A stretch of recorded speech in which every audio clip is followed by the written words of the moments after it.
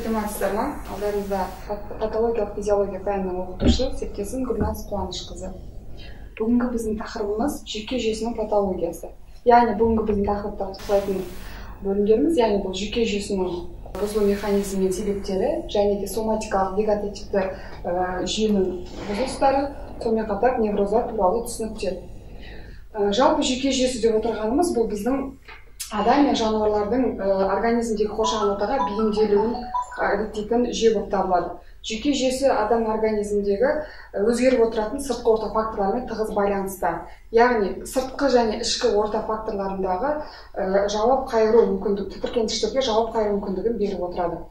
Сонымен қатар жүйке жүйесі бізде екі бөлімге бөліп қарастырамыз. Яғни ол экзогендік және эндогендік деп аталады. Экзогендік деп отырғанымыз бұл яғни сыртқы ортадан келіп адамның жүйке жүйесіне әсер ететін факторлар.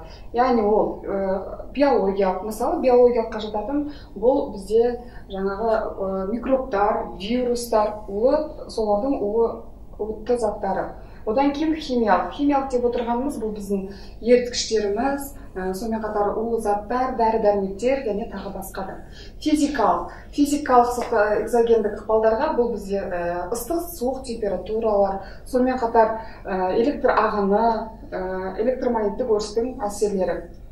Келесі кезекте бізде механикалық деп отырғанымыз бұл бізде жаңағы бас миының жарақаты, жаңағы сыртқы ортадан келетін жарақат алудың әсерінен пайда болатындар. Одан кейін психогенді деген стресстің, күйзелістің әсерінен эмоциялардан пайда болатын жаңағы ықпалдарды айтамыз. Бұл экзогендік ықпалдарымыз. Келесі кезекте бұл эндогендік ықпалдар. Эндогендік ықпалдар деп отырғанымыз туа біткен және жүре пайда болған деп бөлінеді.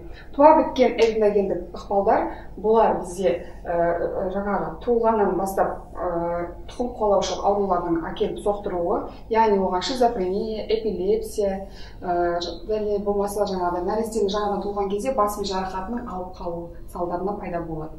Ал жүре пайда болған бұл эндогендік ықпалдарға бас мидағы қан қысымдарының, қан тамырларының қысылып қалуы, яғни тромбоз, эмболия, спазм, қанның ұюы немесе бас миындағы өспелердің пайда болуын атап айтсақ болады.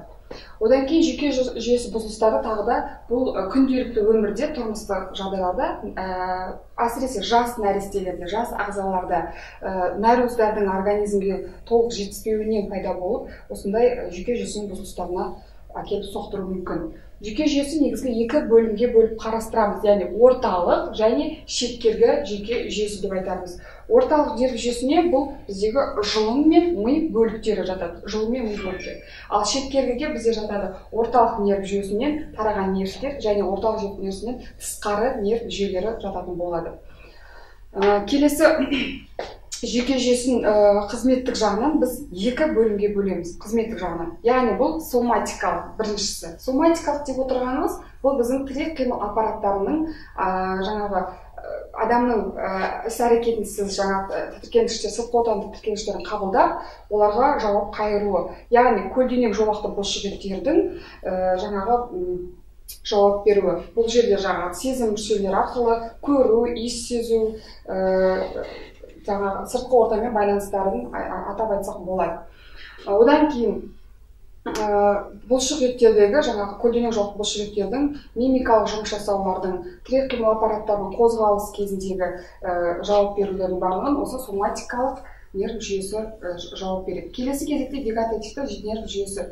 Вегетативті деп отырғанымыз барлық ішкі жүйелерді жүйкелендіріп, олардың ішінде, яғни ас қорыту, тыныс алу, зәр шығару, ішкі сыртқы секреция бездері, сонымен қатар лимфа түйіндері, лимфа айналымдар, қан айналымдар, бірыңғай салалы бұлшықеттер, осылардың барлығына вегетативті нерв жүйесі жауап беретін болады.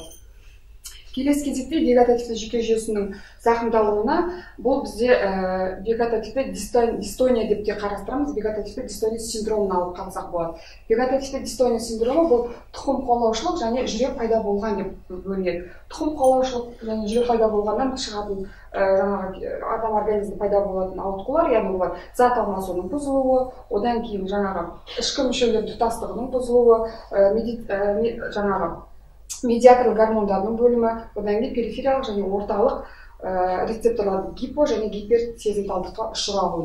Осы бізде вегетативтік дистония деп аталады. Келесі кезекте орталық және жүйке жүйесінің құрылымы. Бұл кезде қызметтік заттардың барлығы жаңағы бұзылысқа ұшыраған кезде регуляциялық бұзылыстар пайда болады. Ол қалай пайда болады? Яғни жүктілік кезде басының жарақатының алуы, болмаса жаңағы қан айналымының бұзылысы, тұқым қуалаушылық, одан кейін стресстер, эмоциялық жағдайлар, эндокриндік жүйке жүйесі пайда болғанда осындай бұзылыстарды тағы да атап өтсек болады. Одан кейін жүйке жүйесі бұзылыстарында тежелудің тапшылығы, жаңағы жүйкелеріндік деафферентациялық синдроммен, одан кейін жүйкелік нәрлердің бұзылыстарынан деп атауымызға болады. Жүйкелік бұзылыстар. Тежелудің тапшылығы деп отқанымыз не? Яғни тежелудің тапшылығы бұл жүйке жүйесінің қызметтері екі қарама қарсы қозу және тежеуші процестердің арқасында пайда болатын үрдістерді қамтамасыз ететін тежелудің тапшылығы деп атаймыз. Жүйкелендік, яғни денервациялық синдром деп айтсақ болады бұны. Яғни бұл синдром постсинаптық нейрондарда, яғни жаңағы ағзалар мен тіндерде жүйкеленудің болмауынан пайда болатын өзгерістердің жиынтығын жаңағы жүйкелендік, яғни денервациялық синдром деп те атаймыз. Деафференциялық синдром, яғни шеткі тіндерден басталады. Шеткі тіндерден немесе сезімтал нейрондардан пайда болып, ми нейрондарының серпілгеніне түспеуінен дамитын құбылыстарды осы синдромға жатқызуға болады. Яғни ми құбылыстарындағы өзгерістер мидағы жаңа рецепторлардың дұрыс қызмет атқармауынан пайда болады. Келесі кезекте төртінші, яғни бұл жүйкелік дәлелдердің бұзылысы. Яғни бұл кезде жаңағы ағзалар мен тіндердің қоректенуі, сонымен қатар осы қоректену бұзылысы нәтижесінде организмнің қышқылдар мен нәруыздарының түзілуі болады. Осы түзілу кезінде ағзалар мен тіндердің көлемі қалыпты мөлшерден ұлғайып тұратын болады. Осыны қалыпты мөлшер ұлғаяды және бір кезектерде ұсталып тұратыны жүйкелік нәрлердің бұзылыстар деп те атайтын боламыз. Одан кейін невроз. Яғни невроз деп отқанымыз не? Невроз деп отқанымыз барлығында жаңағы күнделікті кездесетін, тұрмыстық жағдайда кездесетін жүйкенің тозуы. Яғни адамда болатын психикалық жағдайлардың бұзылыстарынан пайда болатын психогенді факторларды невроз деп атаймыз. Невроз бұл созылмалы аурулардың бір түрі болып келеді. Невроз, яғни негізі бұл невроздан жүйке жүйесі әлсіреген адамдарда басталып кетуі мүмкін. Невроз жүйке жүйесі әлсіреген адамдарда немесе жаңағы бала кезінде алған жарақаттардан, болмаса әртүрлі аурулар бар адамдарда пайда болады. Невроздың біз өмірде жағымсыз жаңағы тұрмыстық реакциялардан да пайда болуы мүмкін. Одан кейін тұлға бұзылысы кезінде, сананың бұзылуы, естің бұзылуы кезінде пайда болады. Невроздардың келесі түрлері бар. Яғни неврастения, яғни истерия деген осындай екі түрі бар. Неврастения деп отқанымыз не? Неврастения бұл адамға психикалық жарақаттық факторларға ықпал еткенде, бірақ үлкен күшпен емес, созылмалы түрде әсер еткен кезде пайда болады. Яғни адам психикалық жаңағы қандай да бір жағдайда басынан өткерген кезде, ол адамда созылмалы түрде жаңағы уайым, қайғы ретінде жүретін болса, осы неврастения синдромына алып келетін болады. Одан кейін әртүрлі тұрмыстық жағдайда болады. Мысалы, жеке өмірдің сәтсіздігі, одан қоса жаңағы жанұядағы жиі болатын әртүрлі тұрмыстық себептерден пайда болады. Одан кейін неврастения ауруынан 20-дан 40-тан асқан жасқа дейінгі ересектер жеңіл адамдар алады. Әдетте әйелдерге қарағанда еркек кісілер көбірек ауыратын болады. Истериялық невроз деп отырғанымыз. Истериялық невроз бұл бірінші кезекте патологиялық сипат белгілері бар адамдарда пайда болады. Яғни ол қандай?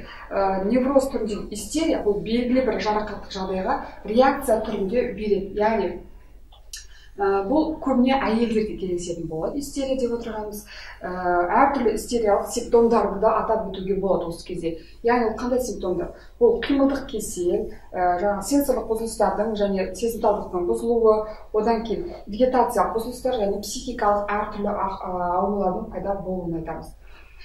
Қимылдық бұзылыстар деп отырғанымыз бұл адамның жаңағы тірек қимыл жұмысының барлығы тірек қимыл қозғалтқышы денесіндегі барлық сүйек қалыптары бәрі бар кезде, яғни истериялық талма, сол сияқты әртүрлі сал, парез және басқа түрлер көреді. Яғни тірек қимыл аппараты толық болған күннің өзінде де адамдағы жаңағы қимылдық әрекеттердің болмауы. Осы кезде адамда истериялық синдром басталады, яғни қимылдық бұзылыстар деп атаймыз. Келесі кезекте бұл сенсорлық бұзылыстар. Сенсорлық бұзылыстар бұл психикалық жарақаттардың салдарынан пайда болады. Психикалық жарақаттар, яғни бұл қандай жарақаттар? Истерия, соқырлық, меңіреу, жаңағы иіс дәм сезбеу, немесе жаңағы әртүрлі ауруларды бастан кешіру, осындай кездерде осылар қарқынды орын алатын болады, сенсорлық бұзылыстар. Келесі үшіншіміз бұл вегетативті бұзылыстар. Вегетативті бұзылыстар деп отқанымыз өзінің аты айтып тұрғандай, истерия кезінде жаңағыдай адам организмінің ішкі ағзасында болатын бұзылыстар. Яғни бұл кезде тамақтан қысылып қалуы, жаңағы тамақтан астың өтпей қалуы, адам организміндегі қан қысымының қысылуы, ауа жетіспеушілігі, бас мен оттегінің жетіспеушілігі, бұлшықеттердің дұрыс жұмыс жасамауы, осы кездерде біз вегетативтік бұзылыстар дейміз. Бұндай жарақатты алған, бұндай жаңағы зақымдарды жолдарда өткізген адамдарда осындай психикалық бұзылыстар жүйке жүйесіне әсер ететін болады. Келесі кезекте психикалық кеселдер. Психикалық кеселдер бұл әртүрлі жаңағы атап кеткен жоғарыдағы аурулардың барлығын бастан кешірген адамдардың барлығында жаңағы психикалық ауытқулардың пайда болуы, әртүрлі сан алған аурулар болуы мүмкін. Енді бүгінгі осы жүйке жүйесі патологиясы біз қорытындылай кететін болсақ, қорытындысында жүйке жүйесі дегеніміз не? Яғни ол сыртқы ортадағы адамның организміндегі тітіркендіргіш әсер арқылы жауап беретін жүйе болып табылады. Яғни жүйке жүйесінің жоғарғы бөлімдері, яғни психикалық іс-әрекеттердің көрінісіне жауап береді. Сонымен қатар жүйке жүйесі ақпараттарды жылдам жеткізетін болады, барлық ақпараттарды жылдам жеткізіп, яғни адам организм жүйкелендіріп отыратынды атап айтсақ болады.